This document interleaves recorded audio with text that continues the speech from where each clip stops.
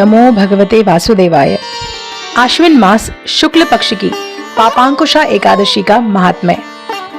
युधिष्ठिर ने पूछा, हे मधुसूदन, अब कृपा करके यह बताइए कि आश्विन मास के शुक्ल पक्ष में किस नाम की एकादशी होती है।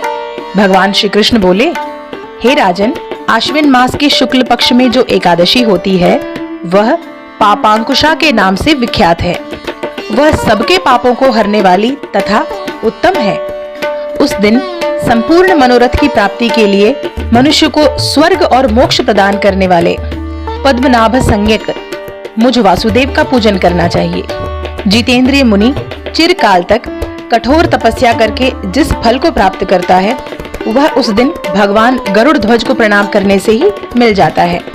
पृथ्वी पर जितने तीर्थ और पवित्र देवालय हैं, उन सबके सेवन का फल भगवान विष्णु के नाम कीर्तन मात्र से मनुष्य प्राप्त कर लेता है।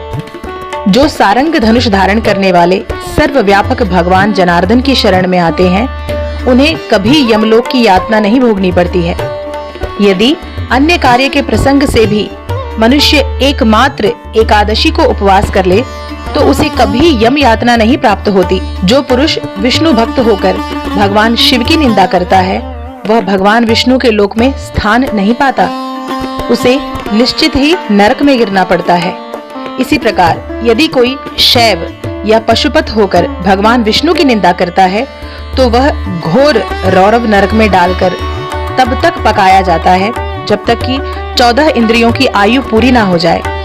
यह एकादशी स्वर्ग और मोक्ष प्रदान करने वाली है, शरीर को निरोग बनाने वाली तथा सुंदर स्त्री, धन एवं मित्र देने वाली है। राजन, एकादशी को दिन में उपवास और रात्रि में जागरण करने से अनायास ही विष्णु धाम की प्राप्ति हो जाती है।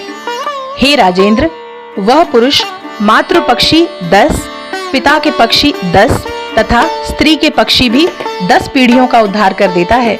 एकादशी व्रत करने वाले मनुष्य दिव्य रूपधारी, चतुर्भुज, गरुड़ की ध्वजा से युक्त, हार से सुशोभित और पीतांबरधारी होकर भगवान विष्णु के धाम को जाते हैं।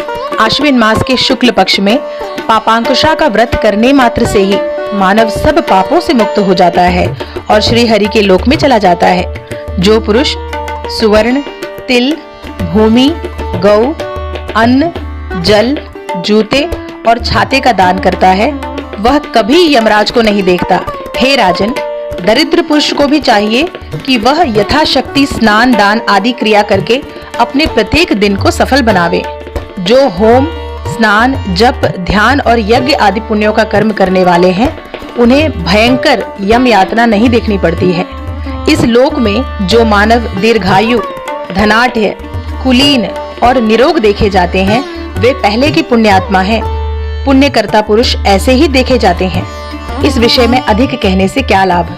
मनुष्य पाप से दुर्गति में पड़ते हैं और धर्म से स्वर्ग में जाते हैं। राजन, तुमने मुझसे जो कुछ भी पूछा था उसके अनुसार पापांकुशा का महात्म्य वर्णन मैंने तुम्हें कह सुनाया है। इस व्रत का पालन करने से मनुष्य स्वर्ग को तथा मोक्ष को प्राप्त करता है। ओम नमो भगवते वासुदेवाय।